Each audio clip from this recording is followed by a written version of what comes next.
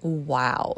This beauty is new to Brass Armadillo because I come every week and this is the first time I've seen it. The colors are beautiful, the condition is beautiful, and it is big. I love the scalloped bowl, but I'm not a fan of the colored flowers and dots. I thought I could just turn it around to the back side, but the dots go all the way around. So even for $10, that's not going to work. Look at this little cute cast iron skillet. It says something about home comfort ranges 1904. Love little miniature things.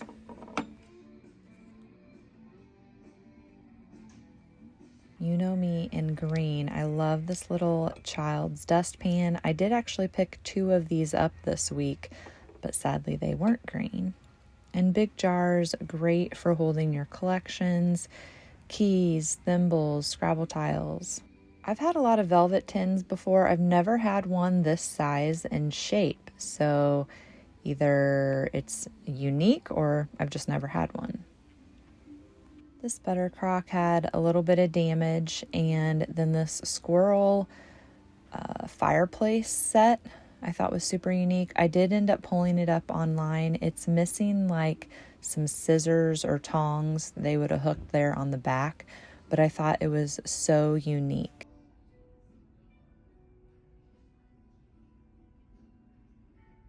This shoe boot mold I thought was so unique. It's like half of one, so you can hang it on the wall. I'm not sure what's really going on with this like trophy cup styled piece. It's been painted. You can kind of see the fisheye from somebody spray painting it. The inside is brass, so I'm guessing it was all brass. So sad they painted it.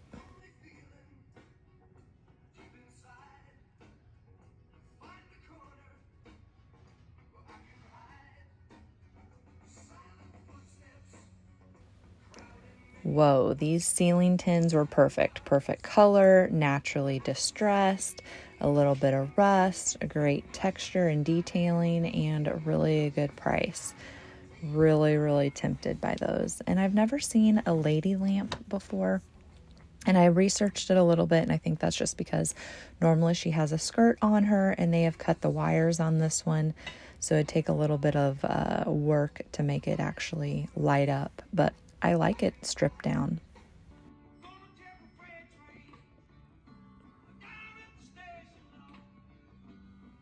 You know, I love green, so this green swirl enamel cup really was pretty. The bottom was pretty rusty, but it was only $5, so you could definitely stick a plant in it and you already have your drainage.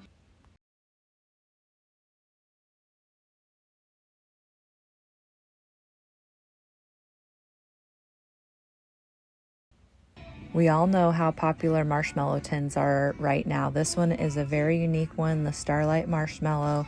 It's in great condition and really a reasonable price when you start looking at them online. This they're calling a trivet, but to me it's like a flower frog almost, or a lid for a crock. Not really sure. If you know the answer, put it down in the comments, please. Hey guys, it is Brooke with the Junk Parlor, and I am hopping on here to show you what I got this week at Brass Armadillo. I go out every Thursday, and every Thursday it seems like there's bad weather. So we've had snow. This week it wasn't snow. Well, it was kind of a snow, but mainly it was rain. And so I kind of limited where I went because of that. Plus the whole family is home because it is spring break. Let's see what I grabbed at Brass this week. This little bitty money box is so cute. I just sold my big stack of 4. I'm gonna see if she wants this one to go with it because it's just so small and cute. I did get another medium-sized one, and I have, I think, 3 other ones upstairs. So we'll just see because they're all a little bit different. Sometimes they're wide, this direction they go back deep. Sometimes they're gonna be, you know, too wide across, and so it really just kind of depends. You just got to stack them and see if it works. So I need to find some smaller ones because that's quite a bit of a transition there. So we will see what I can find when I'm out and about, but I just love those. They can hold things, they're risers, and they look good. So Brooke doesn't collect very many things, right? But I do have 3 Dutch Boy paint buckets. This one is the biggest by far. The others are smaller. I don't know why, I just like it. I like all the yucky layers of paint and drips running down it. And so when I saw this one, it was a decent price. So this is one of those collections that I'm collecting, but if somebody wanted to buy it, I would sell it. But I don't know, I'm attracted to that kind of stuff. This little blue guy, this is a bean slicer. I have a green one that's probably twice the size at least, and it has the 2 holes for green beans. And this one still has the sticker on it. No, it wasn't Bruno. Sponge is the brand on this one. But I thought, oh my gosh, if you had open shelving, you could put the blue one and the green one next to each other and they would just look so cute because those are my favorite colors.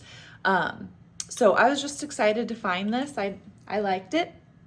This I debated for a while, but I ended up actually going back and getting it because they had their 15% off weekend because it's their anniversary. I saw this and to me it just screamed like McCoy or some kind of old pottery. It doesn't say anything on the bottom. Looks like there's some numbers maybe from like the thrift store or something. But it's not marked, but it just has that matte look. You know I love green, and I don't know, just something about this picture I just really liked. So I looked it up and decided it was worth, you know, the splurge, and went ahead and grabbed it. But isn't he cute? These plates, they actually didn't have them all together. There were 3 together and then this one because it is just enough bigger that it doesn't, you know, look as good stacked with them.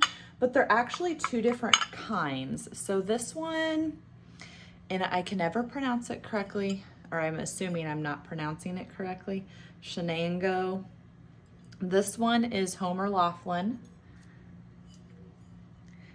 And then we have another Homer Laughlin one, upside down stamp.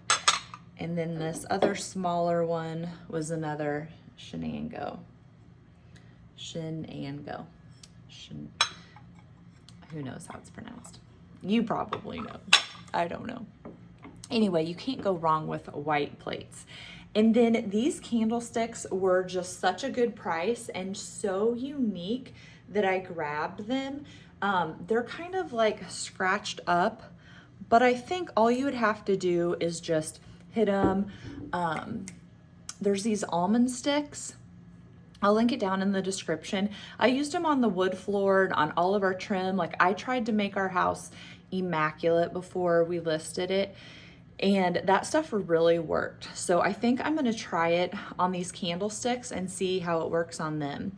But it's just like a weird kind of mid-century modern base to it. But I think this would fit in literally any kind of decor. So I think those will clean up well. I always like cocoa, hot chocolate stuff.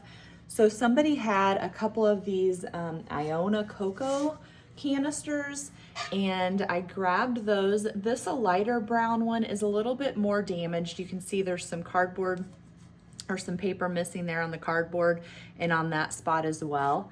But I liked them. There's no names on the lids, and I guess I never looked to see where it was done. It says New York.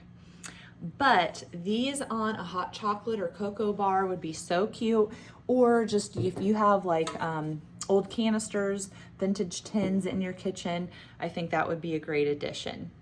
The only other thing that I picked up when I was at Brass Armadillo this week was a round mirror. So I have my grandpa's rounded mirror. It's the same style.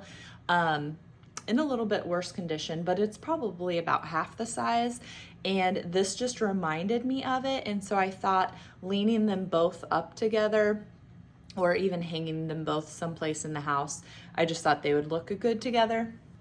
And it was a good price. So it looks like there was something stuck on here because that looks like adhesive and glue and stuff. So it's not in perfect condition. It's kind of fallen apart and somebody's done a bad glue job.